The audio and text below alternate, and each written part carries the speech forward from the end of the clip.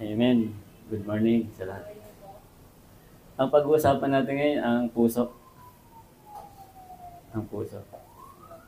Sa Biblia, binanggit ang puso, heart. Sa Kawikaan pa lang, chapter ng Kawikaan, binanggit na ito ng 100 times. Kapag naman New International Version, 500 times. Sa King James, mahigit 800. 800 times na binanggit. Ibig sabihin, napaka-halaga ng puso. Sa Biblia, talagang binigyan ng pansin yung puso. Kaya puso ang pag-uusapan natin. Ngayon dahil ang mga testimony, talagang puso ang narinig natin sa mga testimony ngayong umagang ito. At para palakasin ang puso, marami tayong naaani sa lugar natin. At dapat nating kainin. Dapat kumakain tayo ng mga carrots, kalabasa, kamote, kamatis, cabbage, mga cauliflower. Yan yung mga pampalakas sa puso. At pwede ko ba kayong kanyahan mo ng tumayo? Kanyahan tumayo para hawakan lang ang puso natin. Dahil pag-uusapan natin ngayon ang puso. Ang puso niyo, marinig niyo yung tibok ng puso natin. Marinig niyo yan. Ang bawat tibok ng puso natin, wala kayong kinalaman sa pagtibok niyan. Kahit isang seconds, hindi nyo pwedeng sabihin na dadagdagan nyo ang tibok niyan. Ang may kinalaman lang ng pagtibok natin ay ang ating Panginoong Diyos lamang. Siya lang ang nagpapatibok niyan. At ngayong umaga, mag-inhale, exhale muna tayo. Inhale, exhale. Inhale natin ang Holy Spirit. Inhale, Holy Spirit. Exhale, bad spirit. Ilabas natin ang mga bad spirit. Inhale, Holy Spirit. Come, Holy Spirit. Sa oras na ito, pag-uusapan natin ang puso. Sa puso, yung tibok na yan ay tibok ng ating Panginoong Hesus. Dahil nabuhay namang muli siya, kumakatok siya sa atin. Sinasabi niya sa atin sa Pahayag 3:20, narito ako, nakatayo sa labas ng pintuan at tumutuktok. Kung sino man duminig ng aking tinig at magbukas ng pinto, ako'y papasok sa kanya at magkasalo kaming kakain. Yan ang sinabi sa Pahayag 3:20. Kaya samahan niyo akong manalangin at sundan niyo yung ang panalangin natin. Panginoong Hesus, inaamin kong ako'y makasalanan at nangangailangan ng iyong patawad. Naniniwala kong namatay ka para sa akin. Nananalig ako sa iyo bilang aking tagapagligtas. Pumasok ka sa aking puso at buhay at nangangako ako na ikaw ang aking Panginoon at ikaw ang maghari sa aking buhay. Ito po ang aking panalangin sa matamis na pangalan ng ating Panginoon, Panginoong Hesus. Amen. Pwede na po tayong umupo. Dahil nanalangin tayo sa Ezekiel 11:19-20, nagkaroon na po tayo na-renew po ang ating puso. Na-renew. Na-recycle ang puso natin. At ang puso natin ngayon ay naging bagong puso. Nagkaroon tayo ng bagong espiritu. Sinabi dito sa Ezekiel 11:19-20, bibigyan ko sila ng bagong puso at bagong espiritu. Ang masuwayin nilang puso ay papalitan ko ng pusong masunurin upang lumakad sila ayon sa aking mga tuntunin at sumunod sa aking mga utos. Sa gayon, magiging bayan ko sila at ako ang kanilang magiging Diyos. Bayan na tayo ng Diyos ngayon. Tayo ay bayan ng Diyos at meron na tayong bagong puso. Sa bahay natin, may mapapansin tayo na may mga sirang bahagi ng bahay. May mapapansin tayo sa mga gamit, may mga sirang gamit na mapapansin tayo. Sa sasakyan, kung sira ang sasakyan, anong dapat natin gawin? For example na lang, yung mga mahilig magmotor or mayroong mga four wheel. Kung flat ang sasakyan mo, kung flat ang gulong ng sasakyan mo, titingnan mo na lang ba ito? Sasabihin mo na lang ba na maayos din yan? Okay lang yan. Yung flat na yan, maayos din. Di ba? Hindi. Ang gagawin natin, bababa tayo sa sasakyan, maghanap tayo ng vulcanizing, o kaya kung wala naman, talagang tayo magsisikap na palitan ng gulong o ipa-vulcanize. Ibig sabihin lang, hindi tayo magpapabaya sa kung ano man ang sira. Ganon din yung nais ipagawa ng Diyos sa atin. Nais niya na kung meron ka mang kalungkutan sa puso mo, nais niya sabihin mo na, Panginoon, nalulungkot po ako, alisin niyo po ang kalungkutan ko. Aminin mo sa Kanya. Kagaya ng pagkatok ng ating Panginoong Hesus na binigyan tayo ng free will ng Diyos, kung tatanggapin natin siya, kumakatok siya. Ganon din yung mga nasa puso natin. Kung mapansin mo, kung bakit lagi kang galit, bakit napaka-sensitive mo, dahil may mga galit ka sa puso mo. Maaring may galit ka sa papa mo dahil may mga sitwasyon na hindi naman mo kontrolado. Hanggang dala-dala mo. Yung galit na yon na nasa puso mo, yung galit na yan, ipanalangin mo sa Diyos na magkaroon ka ng pusong mapagpatawad. Pusong mapagpatawad. Ipanalangin mo na, Lord, Panginoon, tulungan niyo po na maalis ang galit sa puso ko. Nang sa ganon, mabawasan, maalis ang pagiging magagalitin ko. Nagagalit ka dahil meron kang galit. May galit sa puso mo. At madalas meron tayong mga habit na nakapagsalita ng masama. Yung hindi natin sinasadya na parang bukang bibig na lang natin. Kung nariyan ang Panginoong Diyos sa puso mo, magkakaroon ka na magiging aware ka na mapansin mo na nakapagsalita pala ako ng hindi ka lugod-lugod sa Diyos. Aminin mo yun. Ihingi mo ng tawad yun. Dahil hindi naman yun basta-basta maaalis lang. Kagaya ng kung may sirang bahagi sa bahay. Kung tingnan mo lang, sasabihin mo lang, yaan mo lang yan, maalis din yan. Hindi ganon. Hindi yun ganon. Kailangan talaga i-repair siya, palitan, kumilos. Kailangan talaga kilusan. Ganon din yung mga puso natin. Yung puso natin, kailangan nating palitan. Kailangan nating ma-renew. Kailangan nating ma-recycle. Sabihin, kailangan nating aminin sa Diyos na kailangan natin siya. Sa 1 John 1:9, sinabi dito, pero kung kino-confess natin sa Diyos ang mga kasalanan natin, patatawarin niya ang ating mga kasalanan. At lilinisin niya tayo sa lahat ng mga masamang ginawa natin.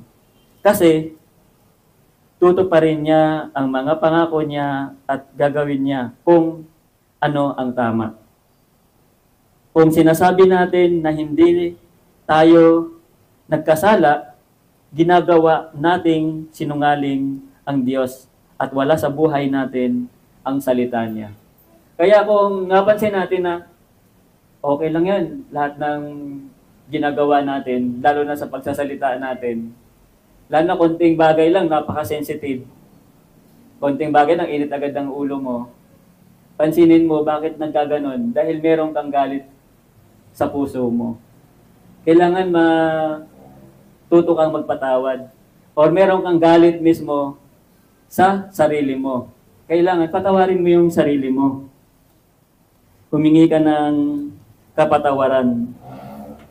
Hingi mo ang pagpapatawad sa Diyos dahil sabi nga lilinisin niya ang puso mo. Lilinisin ng Diyos. At kailangan sa buhay natin, sa pag-aalaga ng puso natin bukod sa mga pagkain masustansya na kinakailangan ng puso, dapat mag-relax ka lang. Relax lang. Mag-enjoy ka. Mag-enjoy. At dapat kompleto ng tulog. Dapat makakompleto ng tulog. Alam mo yung mga taong kulang sa tulog? Yan yung mga mainitin ng ulo eh. Mga kulang sa tulog. Masyadong irritable yan. Kaya dapat kompleto sa tulog. Mag-relax. Paano tayo maging relax? Mag-relax lang. Kung halimbawa, pupunta ka rito sa panambahan natin, relax lang. Huwag tayo mag-dire-diretso. Dire-diretso na lakad agad. Kung bawat floor, namnamin natin, enjoy natin. Bawat floor, pahipahinga. Hanggang sa hindi mo namamalayan, hindi natin namamalayan, narito na tayo. Nasa fourth floor na tayo. Kailangan natin, dahan-dahan lang. Hindi masyadong pabigla-bigla. Yung pabigla-bigla, yung, halimbawa, may mga sitwasyon na unexpected natin. Yan yung mga bigla-bigla tayong magagalit.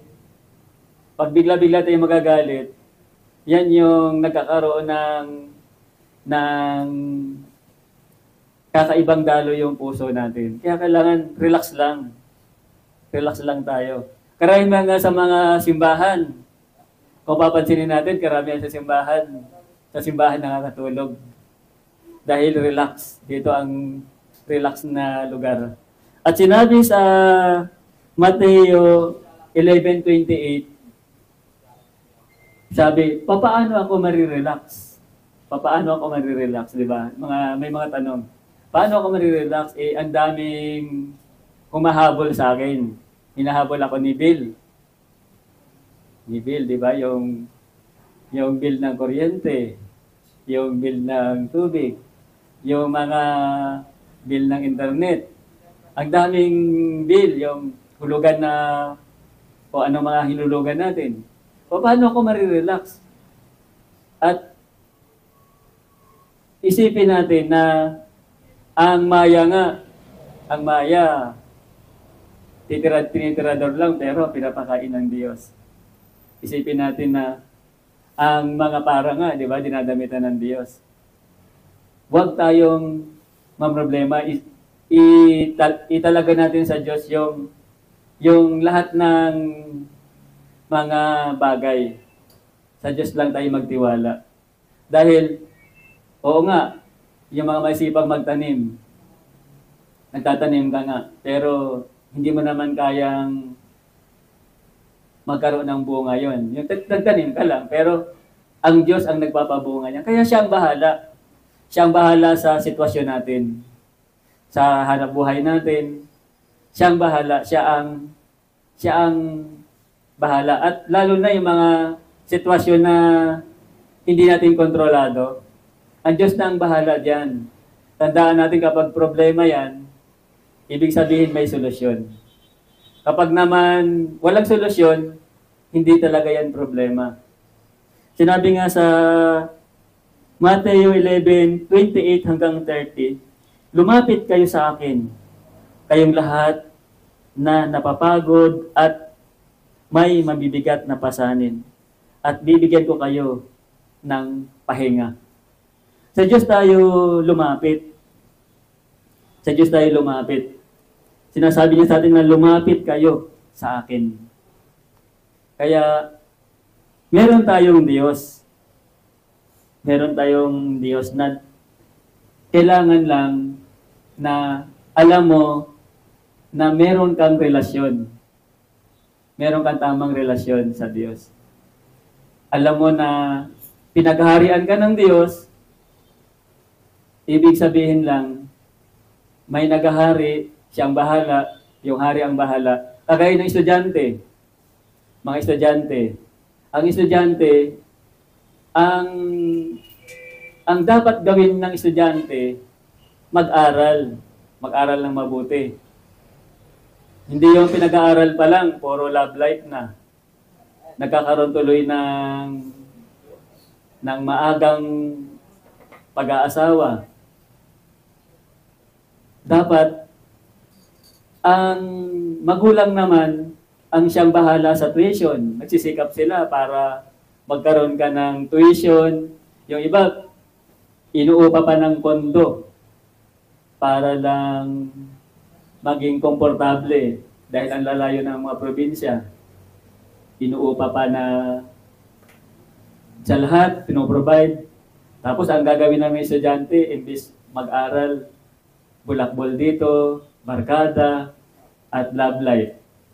Kaya tuloy pagdating ng graduation, 500 ang nag-enroll, ang graduate lang, wala pa sa 50. Bakit? Ang daming pinagagagawa, imbis mag-aral, pinag-aaral naman, may pang-aral. Mabuti pa yung mga self-supporting. Nagsisikap silang mag-aral. Kaya dapat, ganun din ang relasyon natin sa Diyos. Ang tatay, ang nanay, relasyon niya sa anak niya, pinagbubutihan niya na makapag-aral ang kanyang anak. Ang relasyon lang natin sa Diyos, dapat butihan lang natin yung relasyon natin sa Diyos na umapit, magtiwala. Trust the Lord. Magtiwala lamang sa Diyos. Ganun. At ang pinapagawa lang sa atin, ang napakadali lang pinapagawa sa atin ng Diyos, magtiwala ka lang sa Diyos. Magtiwala ka lang. Tiwala lang. Umapit ka lang sa Diyos. At nasa yung puso ang Espiritu Santo. Nasa puso mo. Dahil sumabay ka sa panalangin. Dahil ikaw ay pinaghaharian ng Diyos. Pero minsan, nandun nga siya. Pero minsan hindi naman natin pinapansin. Nandun lang siya. Alam natin nandun sa puso natin ang Diyos. Pero minsan, tayo pa rin ang nasusunod. Tayo pa rin, imbis magtiwala tayo sa Diyos, nagtitiwala tayo sa kakayanan natin, nagtitiwala tayo sa sarili natin. Ang kailangan yung pagharian talaga tayo ng Diyos. Sinabi sa Pilipos 4:7, at ang kapayapaan ng Diyos na hindi kayang maabot ng isip ng tao, yan ang mag-iingat sa mga iniisip at nararamdaman nyo. Kasi nakipag-isa kayo kay Christ Jesus. Ang kapayapaan ng Diyos. Yan ang dumating sa atin dahil nakipag-isa tayo kay Christ. At kailangan yung pagkikipag-isa na yun ay talagang buhay ang salita ng Diyos. Hindi yung alam lang natin. Kailangan buhay talaga ang salita ng Diyos na talagang namumuhay sa'yo na yun ay pinangahawakan mo. Pinangahawakan mo yung salita niya na alam mong may pangako ang Diyos sa'yo. Panghawakan mo yun. Nais ng Diyos na maging maganda ang buhay mo. Ang Diyos kasi, ginawa ng Diyos ang mundo, ginawa niya ang lahat ng bagay ng maganda. Kaya gustong-gusto ng Diyos ng magaganda ang lahat. mga gwapo. Siyempre, nais ng Diyos na malusog. Malusog kayo. Malusog tayong lahat. Bakit nais ng Diyos na maging malusog tayo? Tayo ang templo ng Diyos. Sa atin nananahan ang Diyos. Tayo ang templo ng buhay na Diyos. Nabuhay namang muli ang ating Panginoong Hesus. Nabuhay siyang muli at iniwan niya ang kanyang Espiritu Santo upang manahan sa bawat isa sa atin. Kaya nais ng Diyos na malusog ang katawan mo. Nais niyang malakas ka. Nais niya na ikaw ay manatiling maganda. Manatiling gwapo. Dahil ginawa ka ng Diyos na maganda. At nasiyahan ng Diyos sa paglikha sa iyo. Natuwa ang Diyos sa paglikha sa atin. At kailangan nating bantayan. Alam nating mag-guard, maging guard sa bawat isa sa atin. Maging gwardiya. Bantayan natin yung puso natin. Yung puso natin, yung isip natin, bantayan natin yan. For example, mayroong kang kabibahay na pupunta sa'yo para lang hatiran ka ng basura. Basura. Matutuwa ka bang hinahatiran ka ng basura? Yung literal na basura. May basura siya, dadalhin sa'yo sa bahay mo, tapos iiwan niya yung basura. Di ba hindi naman? Ganon din yung isip natin, yung isipan natin, yung puso natin. Kailang bantayan natin, baka mamaya, reels tayo ng reels, node tayo ng node ng reels, kahalayan na pala yung mga pinapanood natin. Dahil yan ang sobrang mabilis nagpapakalat sa internet, sa mga reels, sa yung mga kahalayan. Kapag yan ang lagi mo pinapanood, magiging mahalay ka. Bantayan mo yung sarili mo. Bantayan mo yan. Kapag naman may mga kaibigan kang kakilala ka na walang ginawa kundi manira ng manira sa kapwa, biglang bubisita sa'yo. Ano mo, si ganito, si ganyan, si ganon.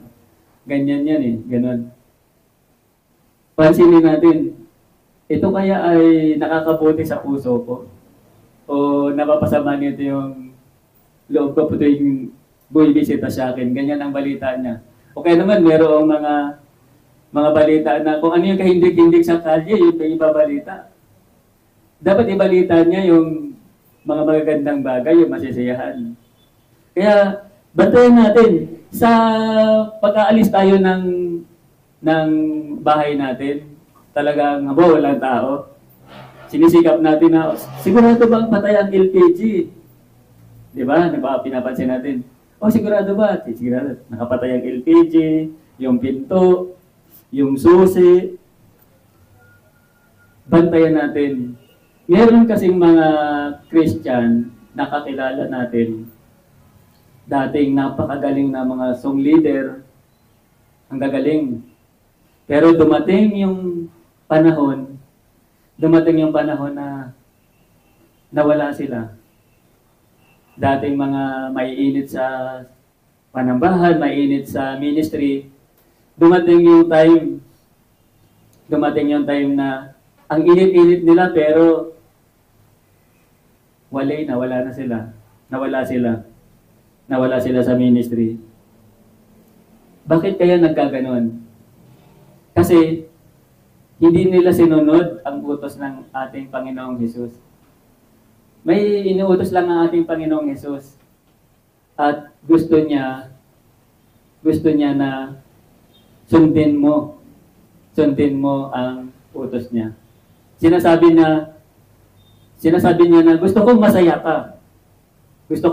ka. Pero yung masaya na yon, meron pa ring lungkot. Meron pa rin siyang lungkot. Masaya siya, pero may lungkot sa puso niya. Kaya ipanalangin natin yun. Ipanalangin natin na maalis yung lungkot. At hindi po pwedeng magkasama yung lungkot at masaya. Hindi po pwede yun. Walang ganon.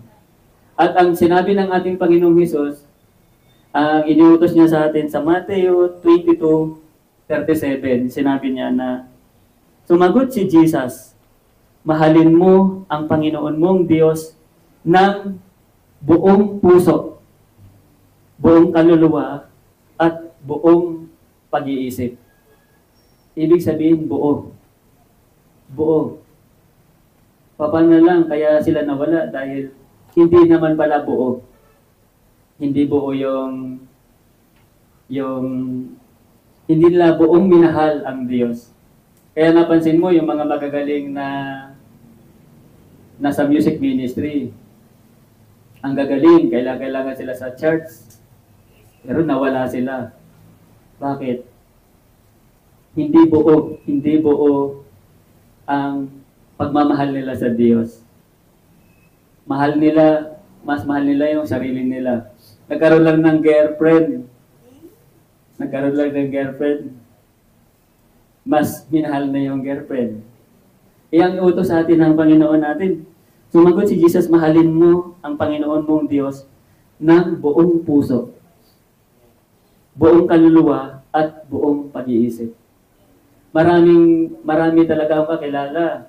Isang nakakalungkot. Pastor siya, pero hindi na siya nagpapastor. Bakit? Maaring masyado siyang na-burn out sa sitwasyon bilang pastor. Na-burn out siya. O kaya, nagkaroon siya ng ibang priority. Ang hinihiling na naman sa atin ng Diyos, yung mahalin natin ang Panginoon nating Diyos ng buong puso, buong kaluluwa, at buong pag-iisip. At ang ating puso, dapat nating bantayan.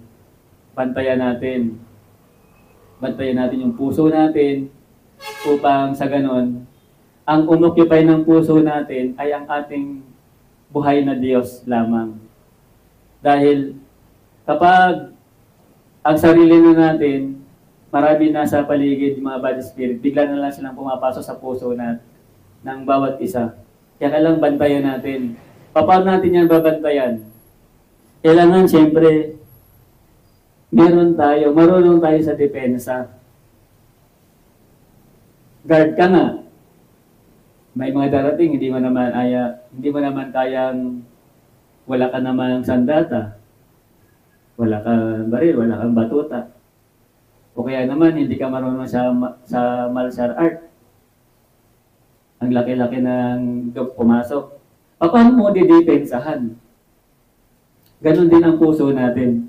Ganon ang buhay Kristiyano. Dapat marunong tayo dumepensa. Paano tayo makaka-defense bilang Kristiyano? Paano natin madidepense yung puso natin na mananatiling malusog, manatiling kaaya-aya sa Diyos? Ang depensa natin, siyempre, ay panalangin. Prayer. Yan ang number 1 na depensa natin. At siyempre, dapat babad ka sa salita ng Diyos. Babad ka. Ang mga kaibigan mo, yung mga nagsiserve sa Diyos, nang sa ganun hindi mamatay yung apoy na nasa sayo. Yung init mo sa Diyos, pagsiserve sa Diyos, kailangan babad ka sa Diyos. At siyempre, nagbabasa tayo ng salita ng Diyos. Sinabi nga natin, yung mga pagkain masustansya para sa puso, pinaalala sa atin, kumain kayo ng mga ganyang pagkain. Napakaganda, napakainam niyan na pagkain para sa puso natin. Siyempre, babantayan din natin ang puso natin. May mga bawal na pagkain. Ang sasarap ng bawal, pero bantayan natin. Baka mamaya punong-puno ka na pala ng stress. Diba? Punong-puno ka na ng stress. Bantayan mo. Sinabi nga, magtiwala ka lang sa Diyos. Huwag mo i-stressin yung sarili mo. Mag-enjoy ka. Dahil ang buhay ay ibinigay ng Diyos para ma-enjoy ka, para mag-enjoy. It is not how much we have, but how much we enjoy that make us happiness. Hindi natin kailangan ng kung anong man eh. Kung ma-enjoy ka lang, basta mag-enjoy ka. Lahat ng moment na ginagawa mo, i-enjoy mo. At syempre kailangan nating kumain. Kumain talaga. Kumain ng masustansyang pagkain. At sinabi sa Mateo 4:4, ang nagsalita uli rito, ang ating Panginoong Hesus, sinabi niya rito, pero sumagot si Jesus, sinabi sa Scripture, hindi lamang sa tinapay nabubuhay ang tao, kundi sa bawat salitang nanggagaling sa bibig ng Diyos. Kaya napakahalaga na samahan nyo kami tuwing linggo rito na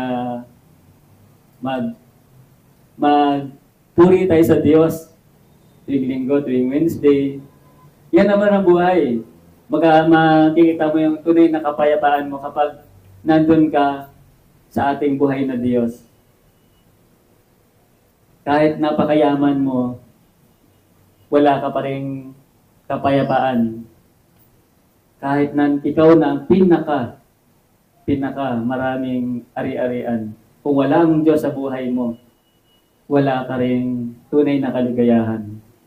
Kaya ang tunay na kaligayahan natin, ang tunay na kalusugan natin, malusog ang ating katawan, malusog ang ating isipan, malusog ang ating espiritu.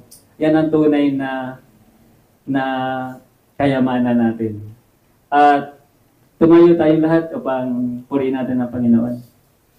Magpasalamat tayo sa Panginoon. Heavenly Father, napakaputi niyo po, Panginoon.